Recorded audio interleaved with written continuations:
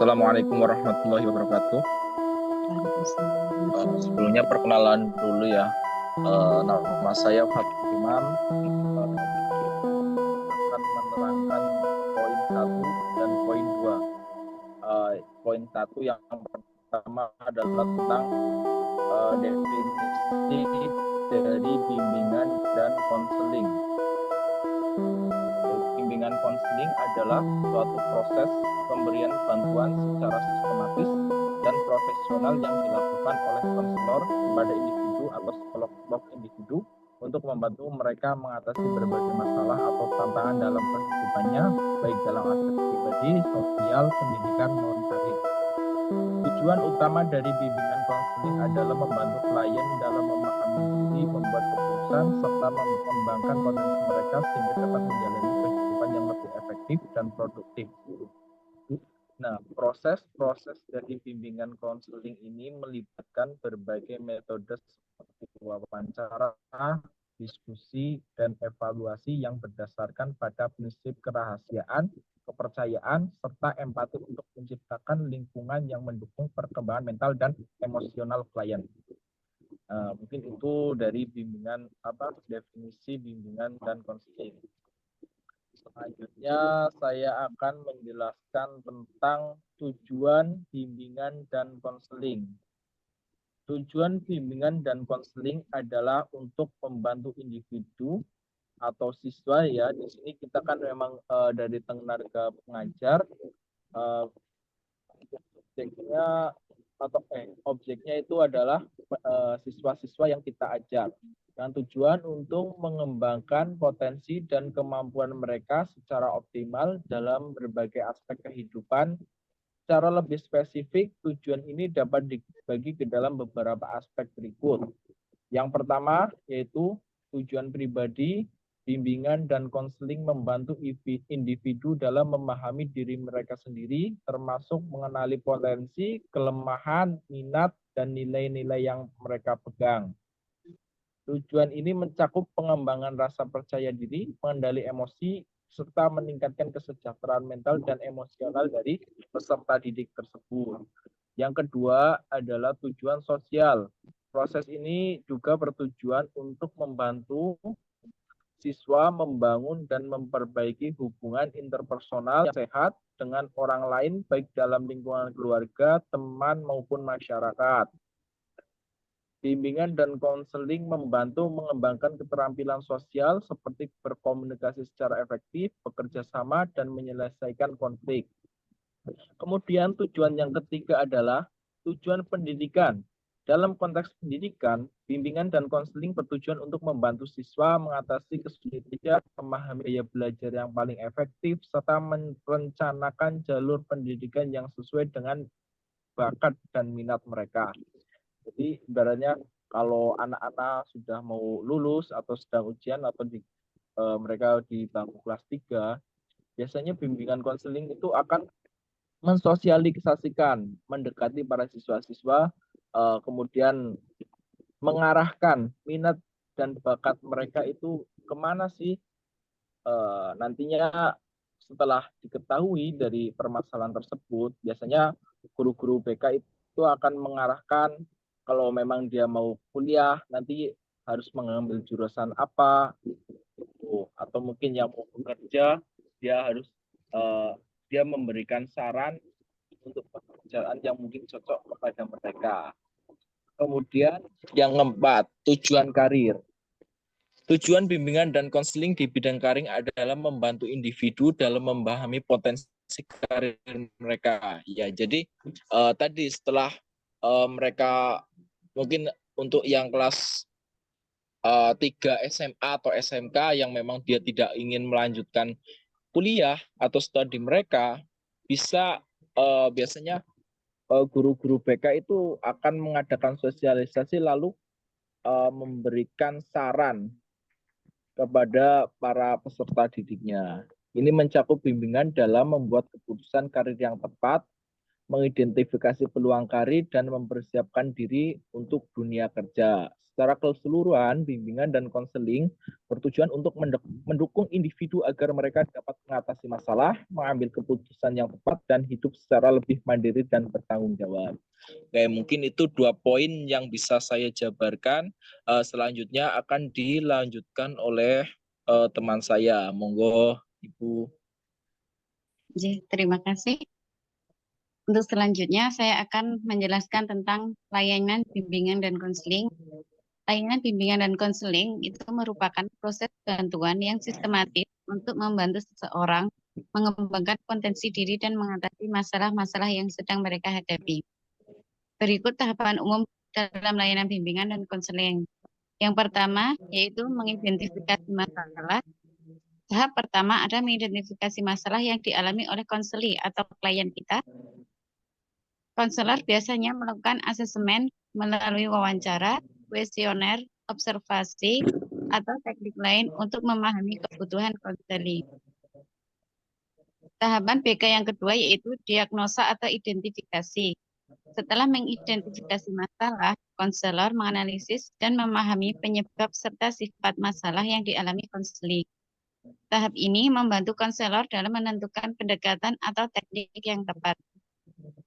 Tahapan BK yang ketiga yaitu perencanaan intervensi, yaitu berdasarkan hasil diagnosa, konselor merancang strategi atau rencana intervensi yang akan digunakan untuk membantu konseli mengatasi masalahnya. Rencana ini biasanya disesuaikan dengan kondisi dan karakteristik konseli. Tahapan yang keempat yaitu pelaksanaan intervensi. Konselor mulai melaksanakan rencana intervensi. Proses ini bisa meliputi sesi konseling individu, konseling kelompok, atau kegiatan lain seperti workshop, pelatihan keterampilan, dan lain-lain.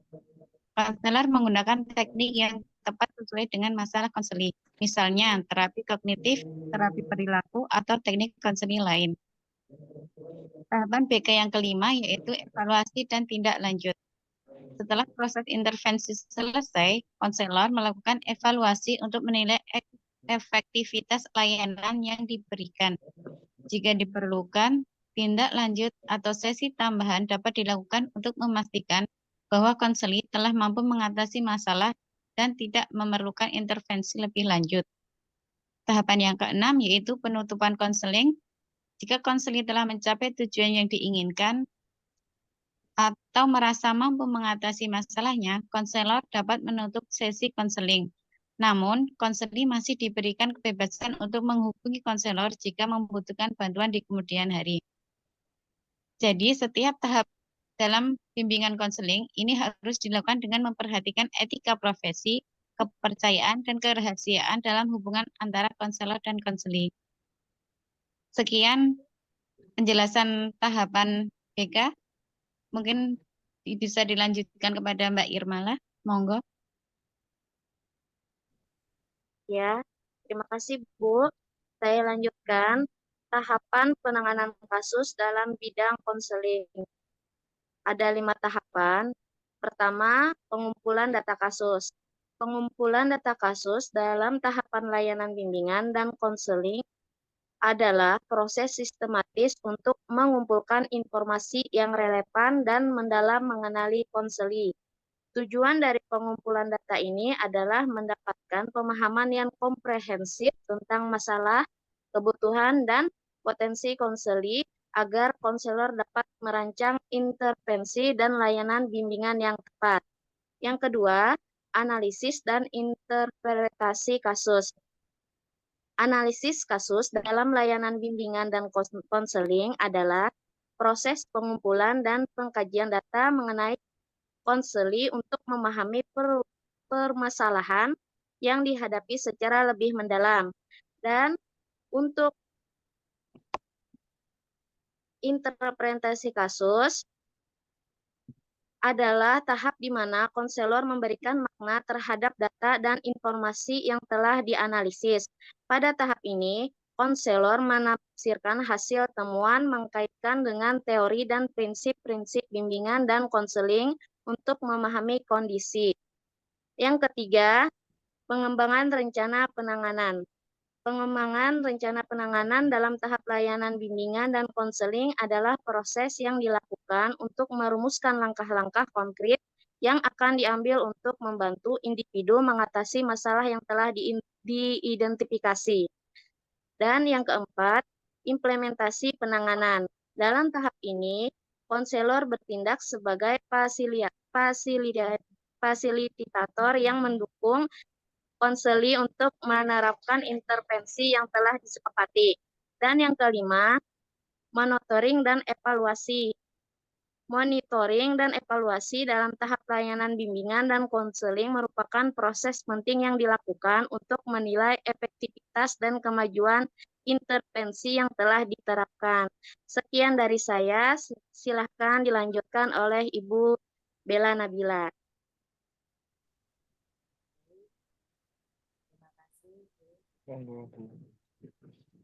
Suara saya terdengar tidak? Silakan Bu Bella. Ini sudah saya, Bu. Suara saya terdengar, Bu? Terdengar, Mbak. Berikut teknik-teknik konseling. Ada 3, yaitu konseling individual, kelompok, dan karir.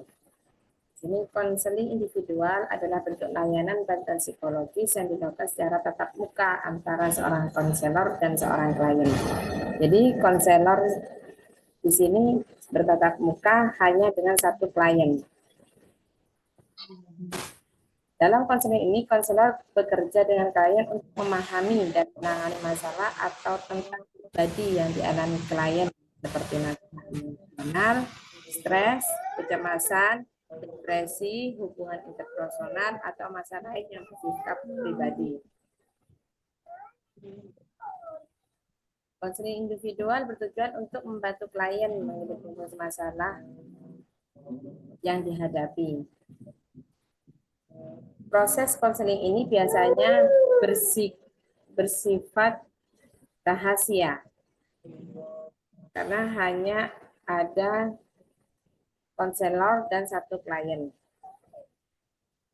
Selanjutnya, konseling kelompok adalah bentuk konseling di mana satu atau lebih konselor bekerja dengan beberapa individu secara bersamaan dalam satu kelompok. Jadi di sini ada beberapa orang yang memiliki kasus yang sama,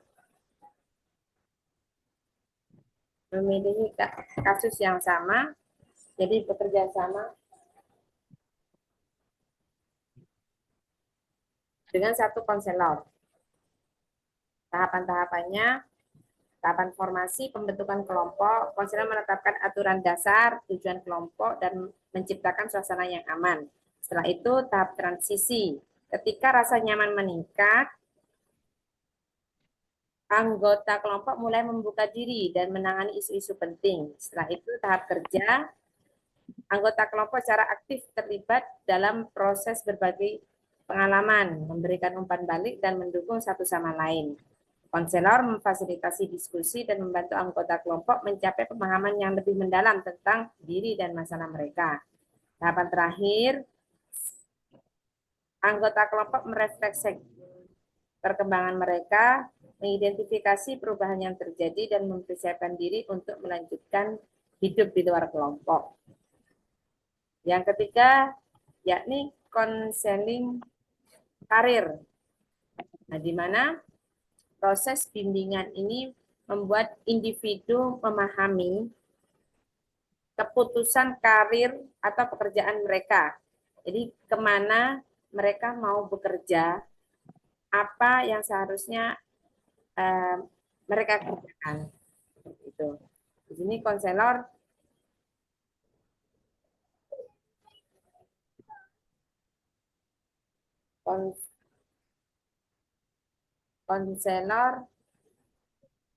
menangani tentang karir klien. Seperti itu. Terima kasih.